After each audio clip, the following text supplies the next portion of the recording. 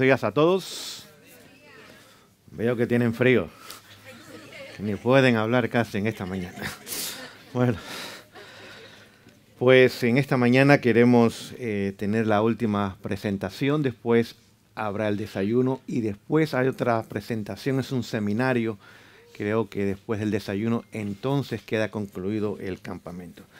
En esta mañana quiero contestar 3 preguntas que varias personas han hecho durante el campamento y dije, bueno, el último día las voy a contestar en forma pública. La primera que me preguntaron es, ¿cuáles son las mejores semillas para germinar? ¿Okay? Y les voy a dar una lista de las mejores semillas que usted puede conseguir para germinar. Germinar es muy fácil. Usted lo puede hacer en casa sin ningún problema. Así que la mejor semilla es la alfalfa. Es muy fácil de germinar y es abundante. Usted la puede conseguir. Después, otra semilla buena es la de brócoli. Otra semilla buena es la de remolacha o betabel, como usted le conozca. Son fáciles de germinar. El garbanzo también es fácil de germinar. La alberja o el chícharo, como usted le conozca, es lo mismo. También está el kale, que es una planta verde o kale, no sé cómo se le llama en español. Las lentejas también es otra semilla muy fácil para germinar. Hay un frijolito muy pequeño asiático que se llama mung bean. No sé si ustedes lo han conocido, lo han visto. Muy fácil, muy rico en proteínas, muy bueno. ¿Cuál es? Oh, el frijol chino. Ok. Está la mostaza, también muy fácil de germinar. El rábano, el girasol, también son semillas muy fáciles de germinar. Y también lo que se llama red clover, que es una planta. Estas son las semillas más fáciles de germinar y muy fácil de conseguir.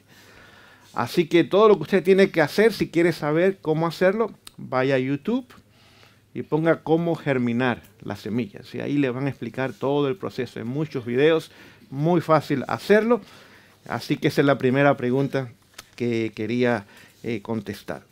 La segunda pregunta era, ¿cuál es una buena deshidratadora? Es una forma fácil de conservar los alimentos es deshidratarlos. ¿Qué es deshidratar? Es quitarle el agua. Es un proceso donde se le quita el agua. Y hay varias máquinas que usted puede comprar. La mejor de ella es la marca Excalibur. Es la mejor que hay. No es barata, pero a largo plazo le va a salir barata. Así que no olvide, si usted compra barato, compra cada rato. Así que compre de calidad. Quizás inicialmente la inversión sea mayor, a largo plazo va a ser mejor y la calidad del producto hecho también va a ser mejor. Así que ponga la palabra Excalibur y usted la puede conseguir online. Muy fácil hacerlo. Viene con bandejas o charolas y ahí usted la pone, regula la temperatura. Obviamente las frutas requieren más tiempo para deshidratar, tienen más agua. Las verduras o vegetales es menos tiempo para deshidratar. Las corta bien, las lava bien, por supuesto. Puede dejarla con la cáscara o sin la cáscara. Sin cáscara, más rápido se deshidratan, pero no hay ningún problema si usted quiere dejarle la cáscara. No olvide, la cáscara también tiene nutrientes, son buenas. Ahora, lávelas bien. ¿Por qué? Porque hoy día usan muchos químicos con estos animales. Si usted quiere quitarles todos estos... también le ponen cera para preservarla y para la apariencia también. Así que, pero si usted la quiere pelar, usted lo puede hacer. Y usted puede prácticamente deshidratar toda fruta y toda verdura sin ningún problema.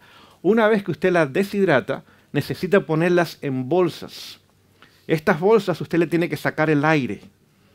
Y usted puede comprar esa máquina prácticamente en cualquier lugar. Costco la tiene y muchos otros lugares. Ahora usted le saca el aire y ¿qué sucede? No hay oxígeno, por lo tanto no puede haber bacterias.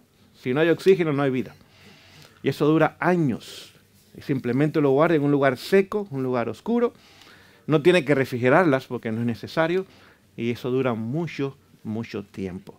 Así que esa es una de las preguntas que habían hecho. Otra pregunta que hicieron, ¿qué condiciones debemos buscar en una propiedad rural? Hay 4 cosas que no son negociables. al menos en mi opinión. Y yo veo que cada vez son más importantes. Número uno, pues tiene que tener un lugar donde vivir. Así que ya sea una carpa o que sea, pero donde yo vivo las carpas no le van a durar mucho tiempo.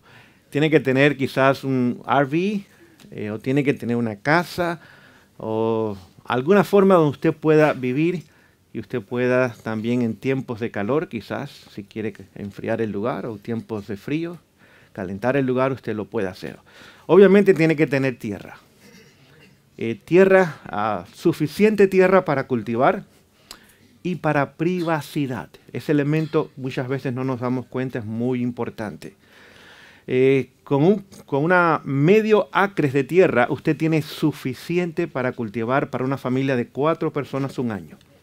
Ahí hay suficiente alimento, bien distribuida la tierra, con diferentes cultivos, hay suficiente alimento para una familia durante un año, me refiero de 4 personas.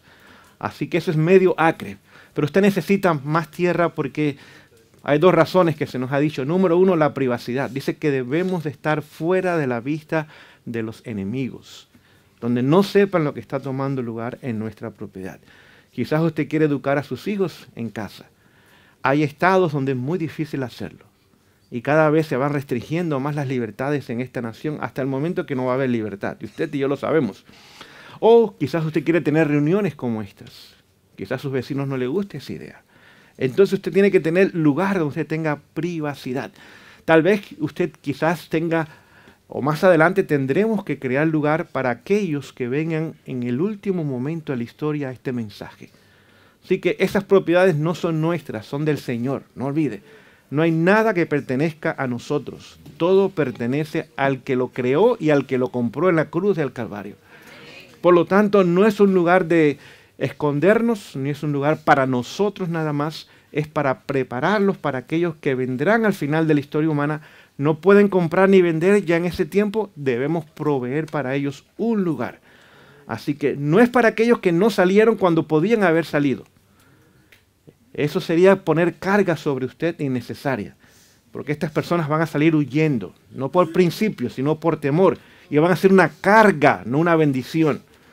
Así que, pero es para millones que vendrán a este mensaje en el último momento. Ya no pueden comprar en el campo, no pueden vender sus propiedades tampoco. Ahora nosotros abriremos estos lugares para que ellos también puedan pasar los últimos momentos de la historia allí. Así que compre lo más que usted pueda comprar pensando en otras personas también.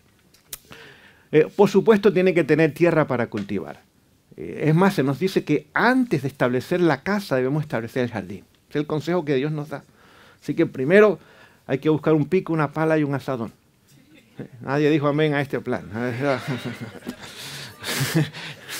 Es lo primero, hay que ir a sudar primero. Así que, y por supuesto, pues también vamos a tener una casa. Usualmente usted compra un lugar con una casa. Así que eso no es, al menos en este país, no es mucho problema.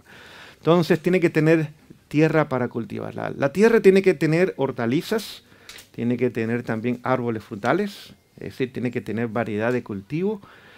Muy importante, si usted tiene un solo cultivo, hay más plagas.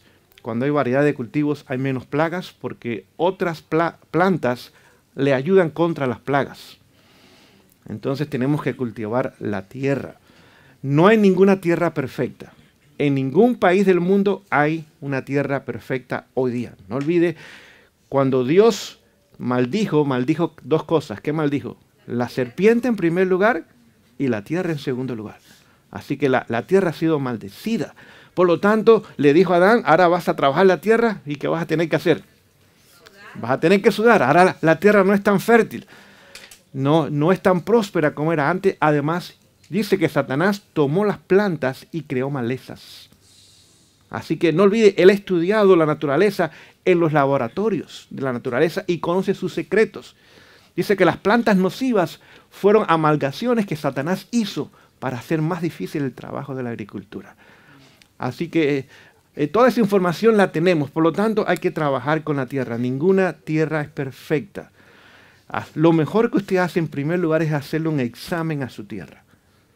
Y usted va a saber las condiciones que tiene su tierra, lo que le sobra y lo que le falta. y lo que tiene a nivel correcto. Así que haga un buen examen a su tierra. Tan solo hay un solo lugar en este país hoy día que hace un examen completo de la tierra. Está en el estado de Missouri. Ellos le hacen una evaluación completa de su tierra y es el único examen que realmente le va a dar un diagnóstico de su tierra. No tan solo le dan el diagnóstico, ahora le mandan las recomendaciones también. ¿Qué necesita añadir y cuánto necesita añadir dependiendo las proporciones de la tierra?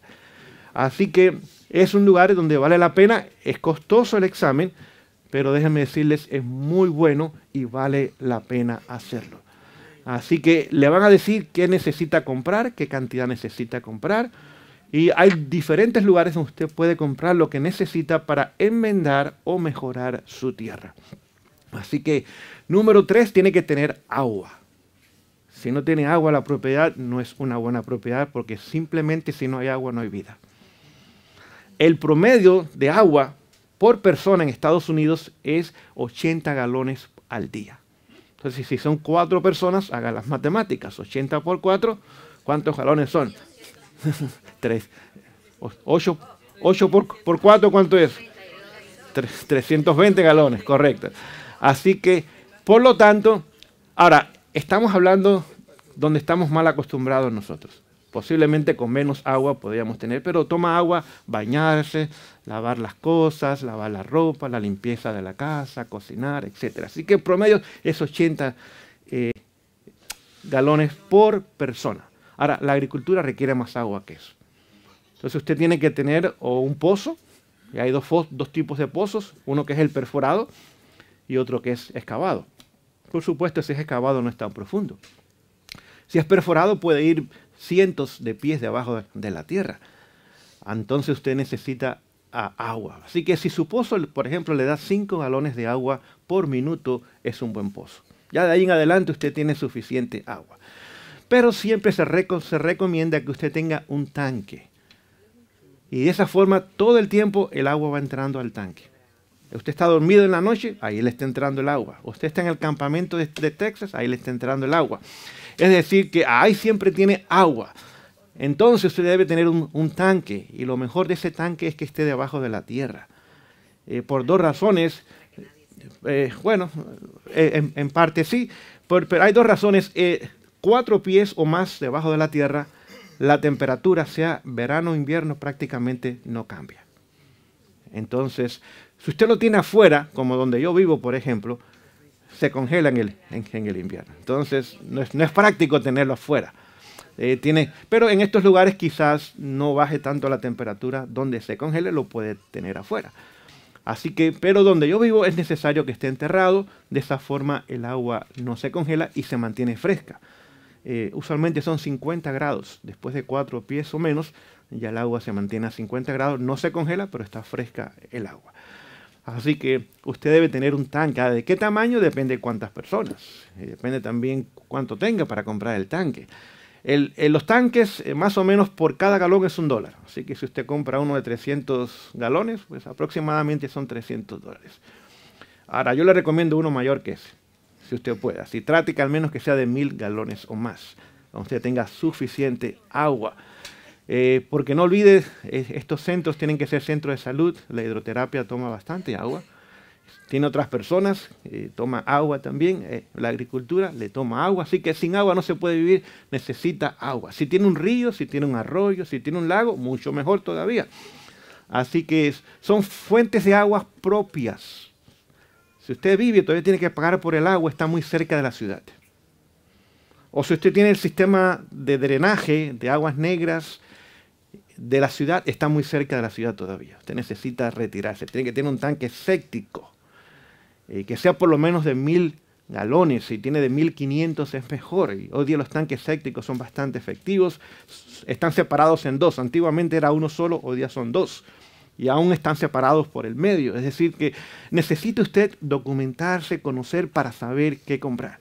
Quizás en otra ocasión podamos dar un seminario de algunas condiciones o elementos necesarios para adquirir un buen lugar y preparar ese lugar. Así que, y lo cuarto, que es muy importante, créanlo o no, árboles con madera. La madera es muy importante. Así que es muy necesaria para calentar, para cocinar, También nos trae variedad en cuanto a los pajaritos. Viven y los pájaros son muy buenos para comerse los insectos. Así que usted necesita, y si tienen árboles, están las casas de los pájaros en los árboles. Además, los árboles son pulmones, purifican el oxígeno. Por el día, ¿qué hacen? Toman el dióxido de carbono y lo convierten en oxígeno, lo cual necesitamos. También da privacidad, traen sombra, traen la madera, la cual es muy necesaria. Así que esos 4 elementos para mí no son negociables al momento de conseguir una propiedad. Ahora usted puede sembrar árboles, y árboles de madera que son de rápido crecimiento. Hay árboles que en 3 o 4 años tienen ya 6 pies o más de tamaño. Y usted los puede comprar. Hay lugares donde los venden muy baratos. El gobierno tiene planes de forestación, por lo tanto venden los árboles a 50 centavos y usted los puede comprar más o menos de ese tamaño. Así que hay muchas formas que usted puede conocer de elementos importantes para tener una buena propiedad o mejorar su propiedad, y de esa forma también usted puede ayudar para que otros en un futuro puedan tener los elementos necesarios para vivir. Algunos me preguntaron cómo sembrar un árbol. Bueno, el Señor nos dio esa información de madera, un árbol o un árbol de fruta. ¿Okay? En mensaje selecto está el método de cómo sembrar un árbol de fruta. Aquí está la página. Así que si usted quiere, después le puede tomar una foto. Sí. Y ahí indica cómo sembrar un árbol de fruta, que es mucho mejor y da mejor rendimiento y menos plagas. Déjenme decirles, hoy día la gente o la agricultura ataca las plagas. Las plagas es ¿qué cosa? Es un síntoma. No sé si me explico con un síntoma. Si hay plagas es porque hay algo de problema. Y el problema no está en las plagas. Las plagas tan solo atacan las plantas que están enfermas. ¿Y por qué están enfermas? Porque la tierra está enferma. Si mejoramos la tierra, mejoramos las plantas. Y las plagas jamás se comen una planta sana. ¿Por qué? Es veneno para ellas. Si las atacan, se mueren. Las plagas. Lo que ellas atacan es lo que está enfermo, lo que está deficiente, lo que no está en buenas condiciones. Es lo mismo en el cuerpo. Digamos, si usted tiene úlceras, ¿qué hace el doctor? Le manda una medicina para matar las bacterias que están en la úlcera. ¿Por qué están en la úlcera? Hay tejido necrótico. ¿Qué significa tejido necrótico? Muerto. Por lo tanto, tiene que eliminarlo. Es decir, Dios envía un ejército para eliminar el tejido muerto que usted no necesita tener. ¿Y qué hace la medicina de día? Le mata lo que está limpiando. El problema no es la bacteria. La bacteria está ahí porque hay materia que está dañada, está muerta, está enferma, está limpiando el cuerpo. Lo que tenemos que hacer es curar la úlcera. Si usted cura la úlcera, ¿qué pasa con la bacteria? Se muere porque no tiene nada que comer. Entonces, lo mismo pasa con la tierra. Tenemos que aprender a trabajar con la tierra y no ponerles químicos, lo cual estamos haciendo es dañándola. En el momento hay beneficios. Los primeros 1 o 2 años va a haber beneficios. De ahí en adelante va a batallar usted entonces. Y toma años, una vez que ha sido dañada la tierra, que sea restaurada. Así que no simplemente añada abono. Usted no sabe qué tierra tiene y qué le sobra o qué le falta. No simplemente añada abono porque le parece que es lo correcto. No, haga un examen de su tierra para que usted sepa.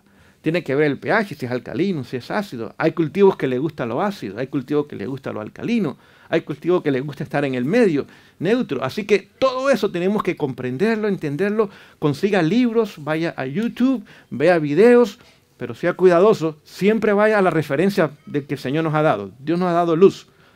Porque hay muchos métodos de cultivar, pero el cielo tan solo aprueba uno, como el de la medicina. Así que tenemos que entender estas cosas para poder ir y tener éxito como el Señor ha prometido dar a su pueblo. Muy bien, pues vamos a ir al estudio. Y ya se me fue la mitad del tiempo en esta mañana. Muy bien. Estamos hablando en este campamento del reavivamiento. Vamos a ver una frase bíblica que nos ayuda a entender mejor lo que necesitamos como pueblo. Vamos al libro del profeta Ezequiel. Libro del profeta Ezequiel, capítulo 37. Libro del profeta Ezequiel, capítulo 37. Ezequiel, capítulo 37 dice, yo voy a comenzar a leer en el versículo 1. Y la mano de Jehová vino sobre mí, y me llevó en el espíritu de Jehová y me puso en medio de un campo que estaba lleno de huesos. ¿Cómo se llama un campo donde hay huesos? Un cementerio, correcto. Así que vamos a ver que ahora el profeta tiene una visión y el Señor lo lleva al cementerio. Vamos a ver qué encuentra en el cementerio el profeta. Verso 2, Ezequiel 37 del 1 en adelante. Y me hizo pasar cerca de ellos por todo alrededor. Y he aquí que eran muchísimos sobre la faz del campo y por cierto secos en gran manera. ¿Cómo estaban los huesos? En secos. ¿Estaban muertos o estaban vivos? ¿Hacía mucho tiempo que se habían muerto los huesos? Exactamente. Dice lo siguiente, y me dijo, verso 3, hijo de hombre, ¿vivirán estos huesos? Y dije, Señor Jehová, tú lo sabes. Y me dijo entonces, profetiza sobre estos huesos y diles, huesos secos, oíd palabras de Jehová. Así dice Jehová el Señor a estos huesos. He aquí, yo hago entrar espíritu en vosotros y ¿qué más? Y viviréis. Así que vemos que estos huesos estaban muertos, ya tenían mucho tiempo de estar muertos. No olvide, el pueblo de Dios estaba ¿dónde en ese momento? En Babilonia. Y tenían años de estar en el exilio allá en Babilonia. Y estaban muertos, completamente muertos. Y ahora el Señor le muestra este cementerio de huesos secos. ¿Y qué le recomienda a Dios al profeta que haga? Dice, habla mi palabra y profetiza sobre ellos. ¿Qué mensaje nos va a ayudar a regresar a la vida espiritual? La palabra de Dios. ¿No hizo Dios el universo con su palabra? ¿No dijo y fue hecho, no mandó y existió? ¿Hay poder en esa palabra para crear? Claro que sí. No tan solo hay palabra, hay poder en esa palabra para crear, hay poder en esa palabra para recrear otra vez. Y para traer a la vida. El hombre fue hecho por Dios y Dios puso aliento de vida en él. ¿Cuál fue ese aliento de vida? Su palabra. Cuando Dios respiró sobre ese mono que era allí, sobre eso que no era nada, nada más un poco de barro, ahora regresó o llegó a la vida lo que no tenía vida. Lo que nos traerá a la vida es escuchar y obedecer la palabra de Dios. ¿Qué levantó el movimiento de la Reforma en el siglo XVI? Sola escritura. ¿Qué significa esa declaración en latín? Solo la Biblia. Cuando el pueblo comenzó a escuchar la palabra de Dios y comenzó a desenterrar las verdades que por siglos habían sido enterradas por el sistema papal, cuando el pueblo ahora se enfrentó con lo que Dios enseña en su palabra, ¿hubo un despertar? ¿Hubo un reavivamiento? ¿Cuánto tiempo tomó la Reforma para que el 50% de Europa descartase el sistema papal y abrazase el sistema de la Reforma? Una generación. En 25 años, el 50% de Europa, 50 millones de personas, ahora habían abrazado el movimiento de la Reforma. Hay poder en la palabra de Dios. ¿Cuál es el plan de Satanás entonces? Distraernos de la palabra de Dios. Que prestemos nuestra atención a otras ideas, a otras teorías, a otras personas y no tomemos el tiempo necesario para escudriñar diariamente las Escrituras. El conflicto de los siglos, página 651, dice, tan solo aquellos que hayan fortalecido su mente con la palabra de Dios podrán resistir en el último gran conflicto. ¿Obedeceremos a Dios? ¿Obedeceremos al hombre? La hora de crisis se aproxima. Queridos, si algo tenemos que hacer diariamente es ir a Jesús y permitir que a través de su palabra Él nos hable. La Biblia es el único libro que nos lee cuando nosotros lo leemos a Él. No sé si me explico en esta mañana. Es el único libro que mientras yo lo estoy leyendo, Él me está leyendo a mí. ¿Se acuerdan lo que hizo el profeta Natán con el rey David? ¿Su pecado estaba oculto? A la vista de Dios no, pero a la vista de la gente, sí. Tan solo él y su primo Joab lo sabían. Nadie sabía lo que realmente David había hecho. Bueno, la señora que estaba involucrada en el problema también lo sabía. 3 personas nada más lo sabían. ¿Estaba perdido David? Sí estaba perdido.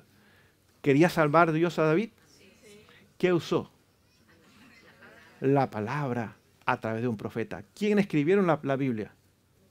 Los profetas, dice que fueron movidos por el Espíritu Santo y fueron inspirados por la palabra de Dios. Es lo que dice el apóstol Pablo en 2 Timoteo 3:16, que dice, toda palabra ha sido inspirada por Dios.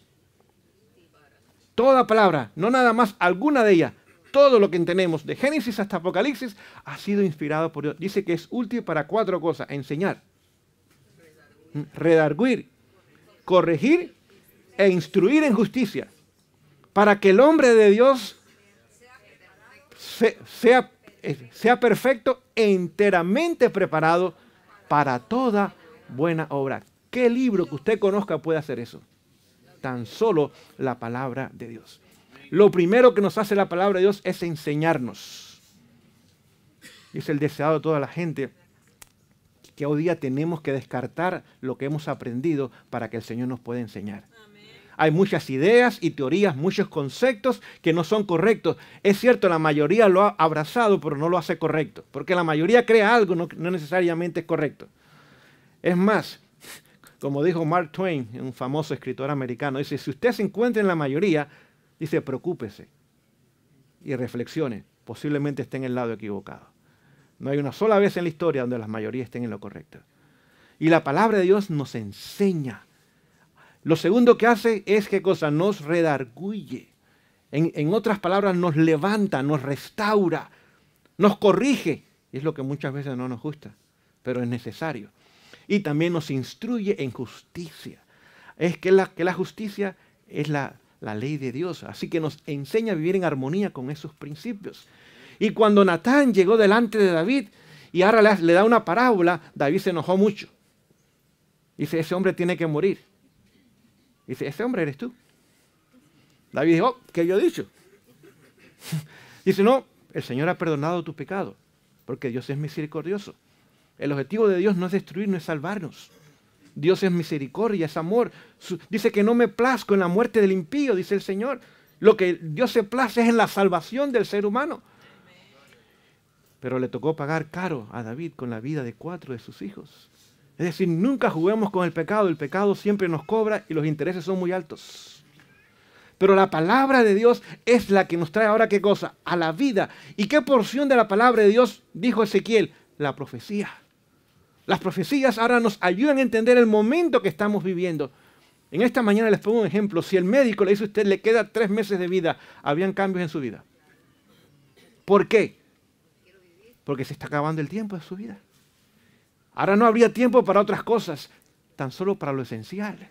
Y es lo que hace la profecía. La profecía nos pone en el momento de la historia donde estamos y nos hace ver la brevedad del tiempo y la urgencia de nuestra preparación y que no podemos continuar viviendo como si nada estuviera pasando. Hay que poner nuevas prioridades y diferentes prioridades y mantenerlas porque nos quedan 3 meses de vida.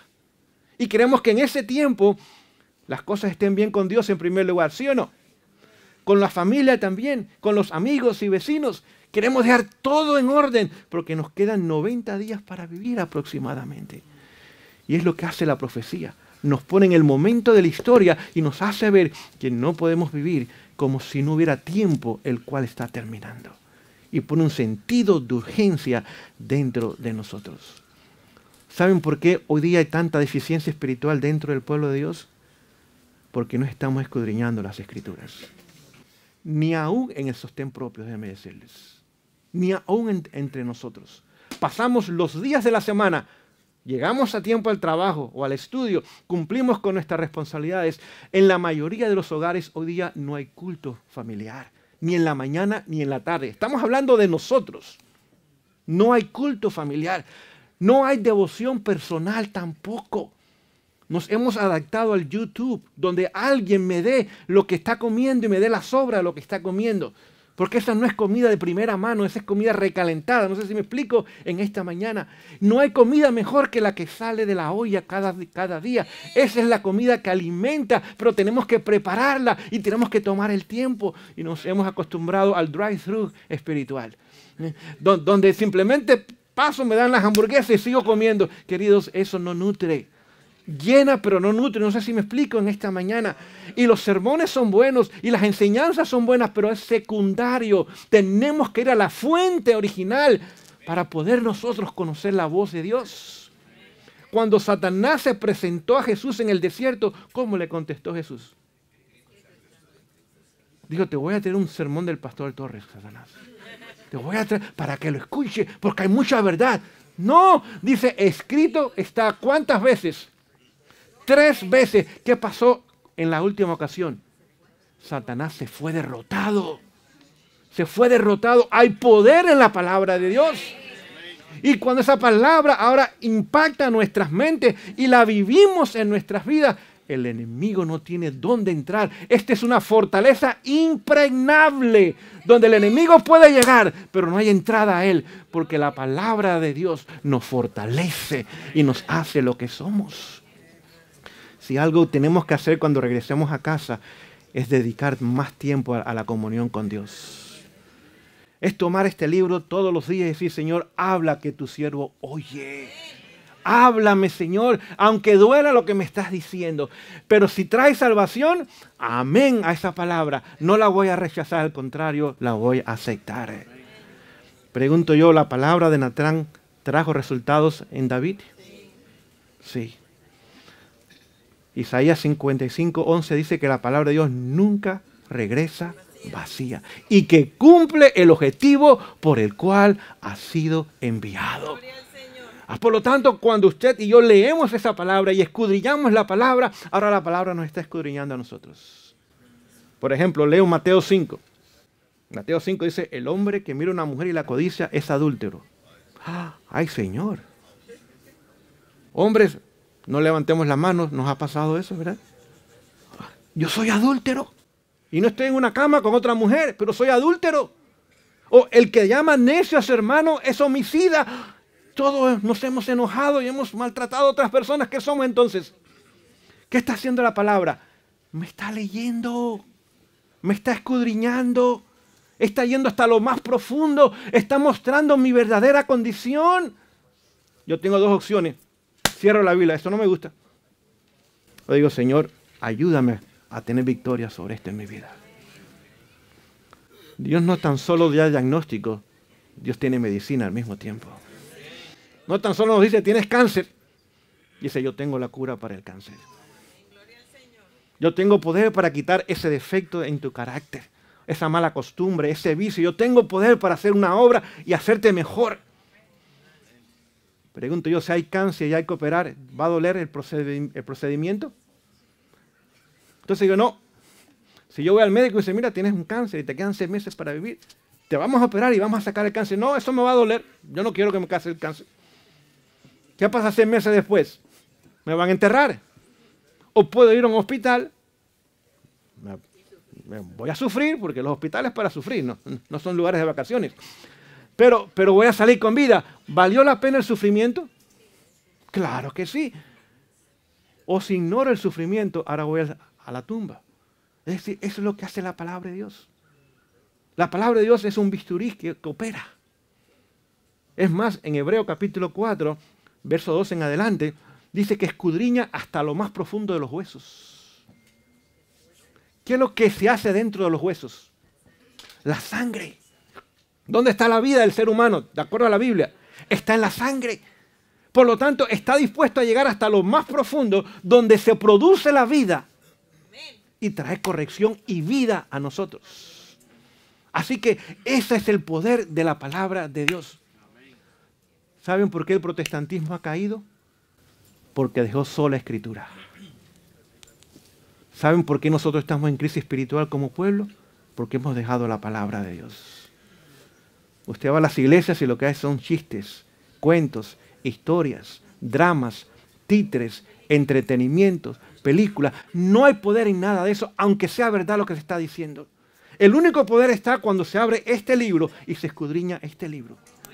Es donde hay poder, entonces. Es donde hay poder para transformar, para cambiar, para redimir. Hay poder para restaurar hijos rebeldes, para restaurar hogares que están en crisis. Hay poder para traer salud a cuerpos enfermos. Hay poder para restaurar las economías que están en quiebra. Hay poder en la palabra de Dios.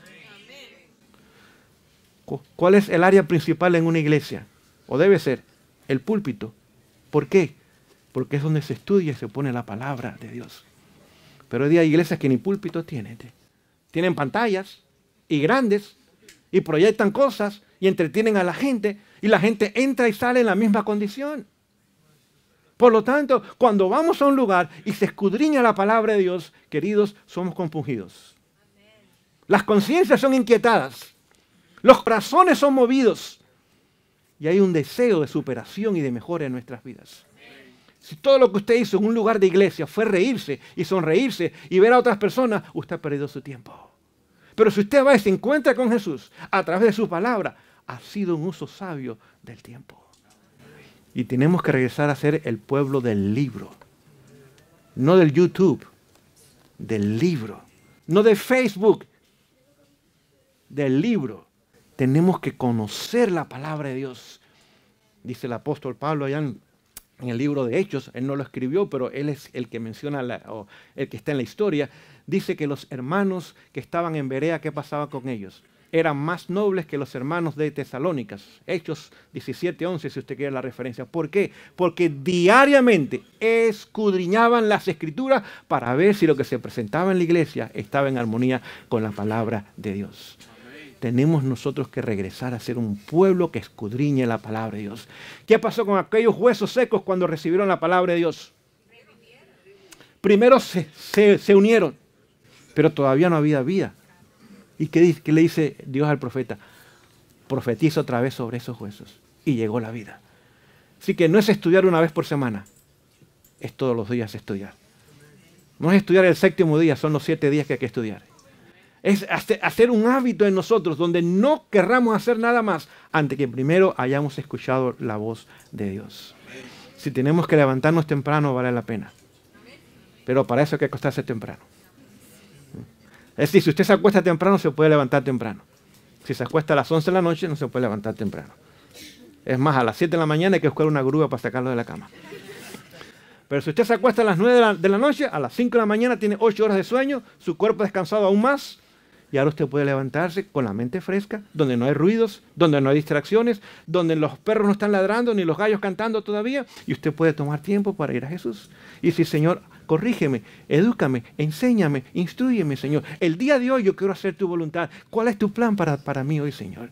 Y a medida que sometemos nuestra voluntad a Dios, ahora el Dios que es vida, trae vida a nosotros. Y somos revividos y somos transformados. Queridos, hoy día estamos en un momento de la peor crisis dentro del pueblo de Dios. Y se encuentra en la organización y en el sostén propio. No somos exentos. No se sienta seguro usted en ningún lugar. El que piense que está firme. No olvide esas palabras.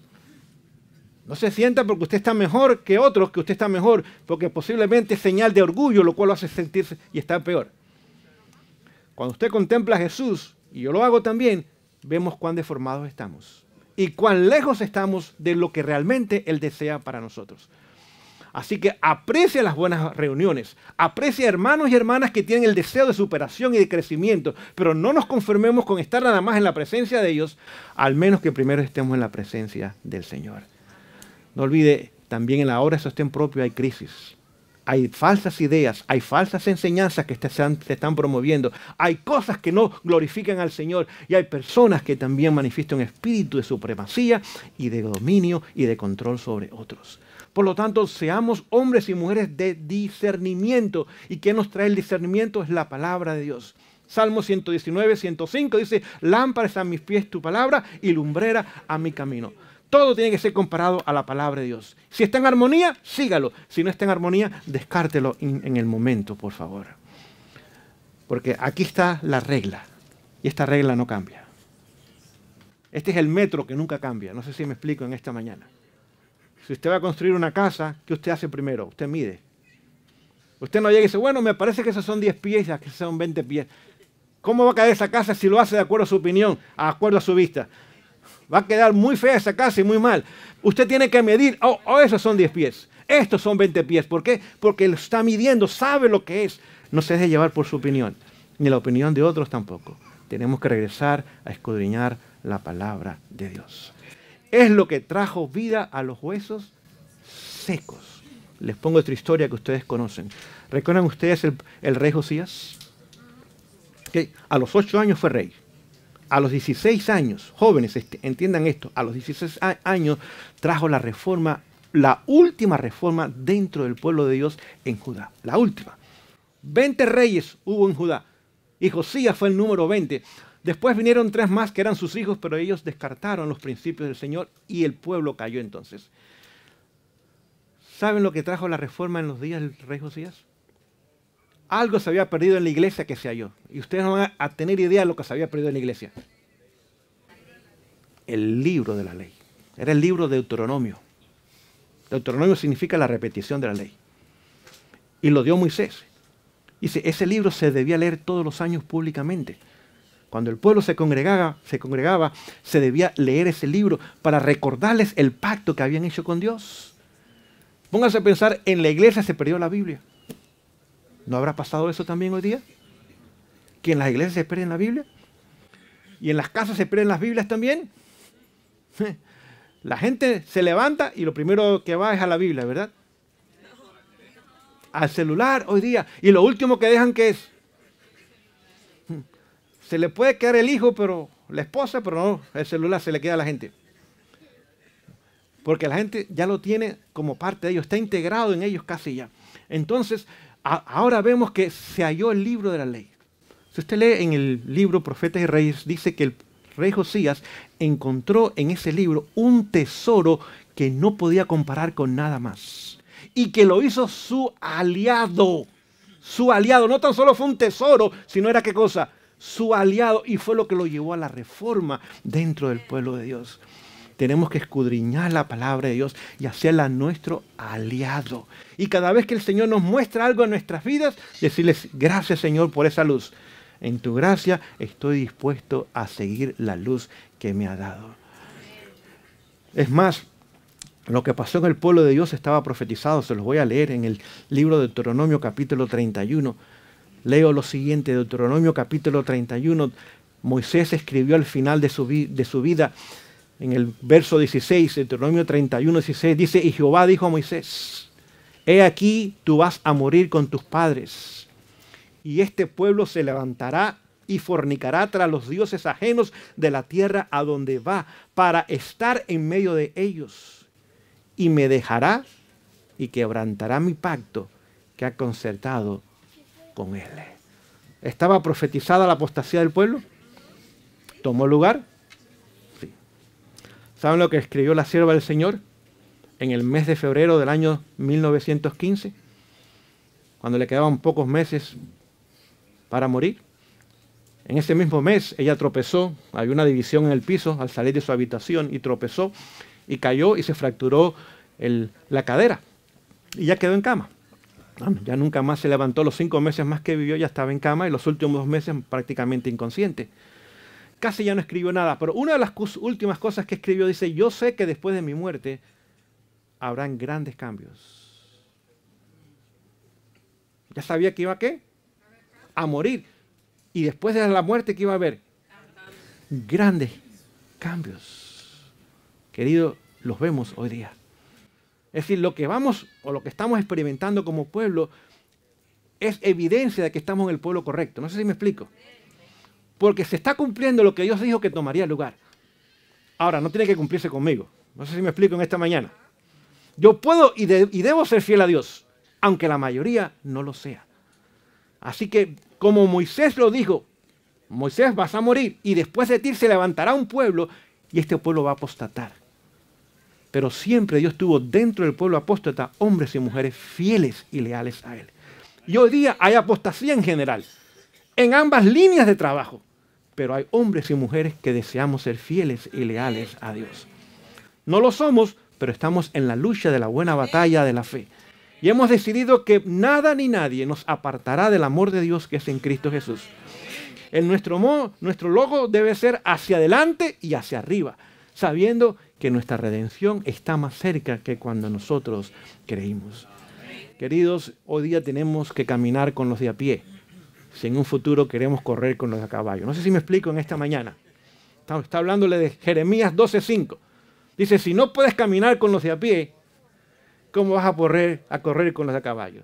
Si en tiempo de paz no puedes caminar, ¿qué vas a hacer en la espesura de Jordán entonces? Es decir, que hoy día es el tiempo de caminar, pero tenemos que caminar a prisa porque el tiempo es corto. No caminar con pasitos de hormiga, de elefante, no sé si me explico en esta mañana. Dar pasos grandes porque el tiempo está por terminar en preparación para pronto correr. Correr. Pero si no podemos caminar, podremos correr. No. Y si en tiempo de paz, que es el presente, no podemos ser fieles a Dios, lo seremos en el tiempo de la espesura de Jordán. Queridos, la prueba final es la ley dominical. Se nos ha dicho. Se nos ha dicho claramente. Es más, se nos ha dicho que se está moviendo en la oscuridad y en las tinieblas. No lo vemos, pero lo sabemos. ¿Y por qué lo sabemos? Por la palabra profética que tenemos. Parece que nada está pasando cuando mucho está pasando. Por lo tanto, tenemos que caminar y caminar a prisa hoy día, pidiéndole al Señor que nos ayude en esta experiencia en preparación para correr después de la prueba final. Y después, en el tiempo de angustia, ahora pasar la espesura del Jordán. Que el Señor nos bendiga en esta mañana. Que podamos regresar a nuestros hogares, a nuestras iglesias, a nuestras comunidades con nuevas decisiones y nuevas motivaciones. De eso se trata el campamento. No simplemente si escuchamos cosas bonitas, comimos buenos alimentos, pasamos un tiempo muy agradable, teníamos frío en la mañana pero calor en la tarde. No, querido, es decir, ahí me encontré con Jesús. Él me ha pedido un caminar más estrecho con Él. Él quiere que yo suba en mi nivel espiritual. Él tiene la gracia para darme la victoria. Y en su nombre alcanzaremos la victoria. Que en esta mañana al terminar y al orar y después a regresar a nuestras casas, podamos decir que el Señor ha estado con nosotros. Y que si el próximo año, en la primavera del próximo año, podemos estar en este lugar, podamos contar las maravillas que el Señor ha hecho a nuestro favor. Antes de terminar con la oración de esta mañana, quisiera darle gracias a Dios por los del sonido. Gracias a Eliseo, a Abraham. Ustedes lo ven allí en el rinconcito, pero sin ellos no pudiéramos tener el campamento. Así que gracias por el tiempo y la dedicación que ellos ponen. ¿Qué de las cocineras? ¿Qué de las cocineras? Así que cuando pase allá por la línea, pues agradezcale a estas hermanas que madrugan para preparar los alimentos y calentarlos y servirlos, y aún quedan tardes en la noche. Es decir, este es un equipo, no es nada más lo que pasamos aquí en la plataforma, es un equipo que está haciendo posible el éxito de este campestre. Ahora a los traductores que quizás no los vemos porque están ahí en el silencio, pero sin ellos, aquellos que no saben español, no pudieran también escuchar la palabra de Dios. Y posiblemente a los hermanos que tuvieron que venir temprano para limpiar, ordenar, recoger basura y todo lo que les queda después del campestre. Así que el trabajo no ha terminado, simplemente...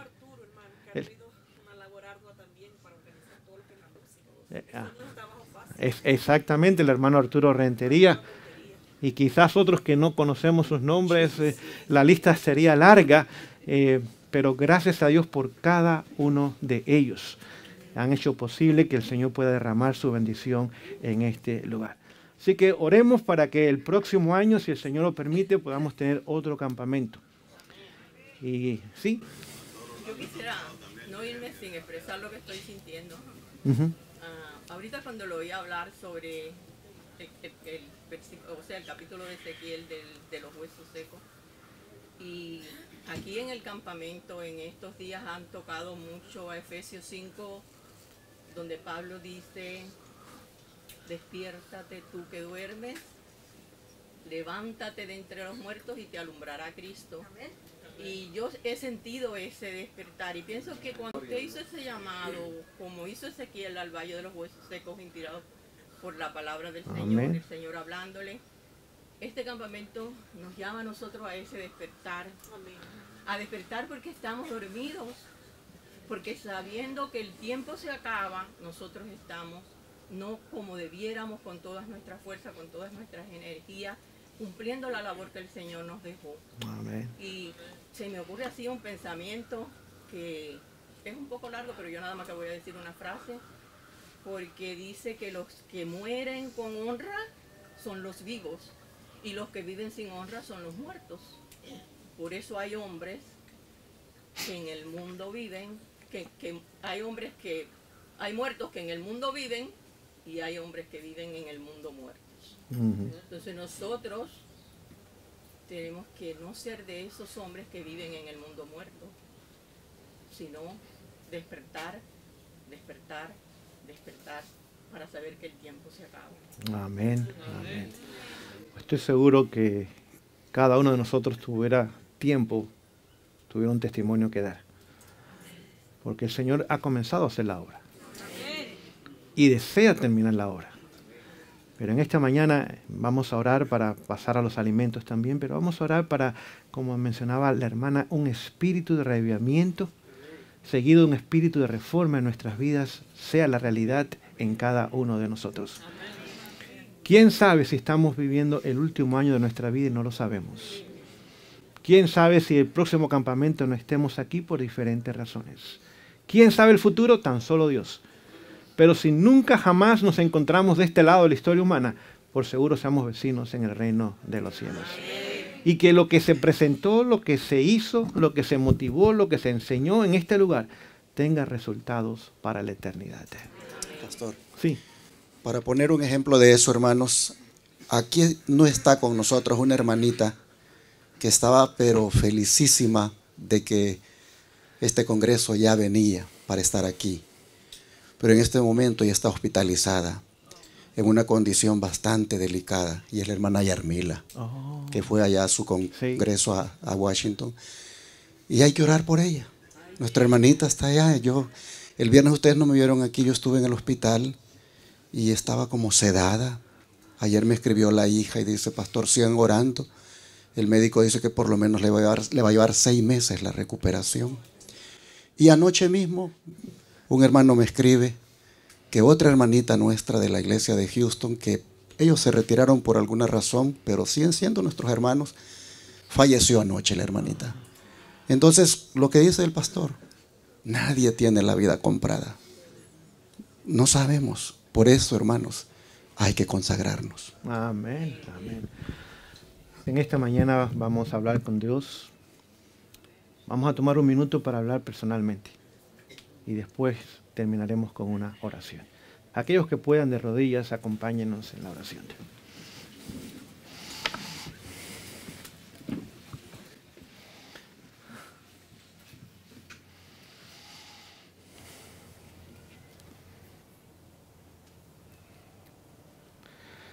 Oh Dios, en esta mañana, tu palabra nos dice que es por la misericordia de Jehová que no hemos sido consumidos. Que esa misericordia nunca, nunca ha faltado, Señor, y que cada mañana la renuevas y la regalas.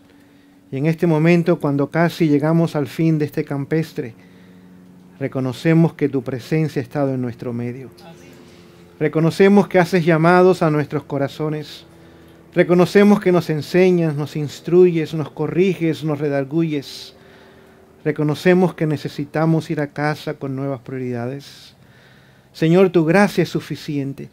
Si vamos a ti y nos escondemos en ti, permanecemos en ti, Señor, la salvación gratuita que das será nuestra por la eternidad. Señor, este momento es momento de decidir. No simplemente de escuchar, sino de decidir. Decidir que decidimos seguir a Jesús a todo costo, en todo momento y en todo lugar. Que querramos ser hombres y mujeres fieles y leales a ti, testimonios vivientes del poder de Dios para salvación, imbuidos y llenos de tu Santo Espíritu, protegidos y cuidados por los santos ángeles, Señor. Oh, que este pueblo pueda despertar en la brevedad del tiempo en la cual nos encontramos y podamos, Señor, brillar para Jesús y terminar vindicando el carácter de Dios. Señor, en esta mañana hay hermanos y hermanas que están tomando nuevas resoluciones. Sus ojos han sido abiertos a diferentes áreas de sus vidas, como la mía también, y necesitamos emprender esa obra sabiendo que aquel que ha comenzado la buena obra en nosotros ha de terminarla. Señor, sé con esta hermana en su convalencia y en el hospital. Sean 6 meses o el tiempo que requiera, tú lo sabes, Señor, y la ponemos en tus manos. Es el mejor lugar, y sea con su familia que se preocupa y con nosotros su familia espiritual también, Señor. Podamos en amor apoyarles y podamos estar a su lado, Señor. Sé con esta familia que ha perdido un ser querido anoche, Señor. Quizás fue algo inesperado para ellos. Hay dolor y hay sufrimiento, pero hay esperanza y hay consuelo en Cristo Jesús, Señor. Sé también con los hermanos que regresamos a nuestros hogares hoy. De la misma forma que nos traíste con bien, regrésanos con bien, Señor. Gracias por los alimentos que has preparado para darnos en esta mañana, Señor. Y pedimos por el ministerio que se realice en este lugar, la nueva propiedad que ha de ser preparada para el servicio en tu causa. Provee los medios y las manos que han de trabajar para hacerlo una realidad. Con el pastor Pérez en sus proyectos, con este servidor y nuestros proyectos, Señor. Esta es tu obra. Somos tus siervos nada más. Somos herramientas en tus manos. No somos nada ni tenemos nada. Lo que hacemos es porque nos permites hacerlo. Lo que tenemos es porque lo prestas para que sea usado para gloria y honra de tu nombre, Señor. Oh, Señor, gracias una vez más por estar en nuestro medio. Y que continuemos caminando en tus caminos hasta el día que nos encontremos contigo. Rogamos y pedimos esto en el nombre maravilloso y el nombre que está sobre todo nombre, el nombre de Cristo Jesús. Amén.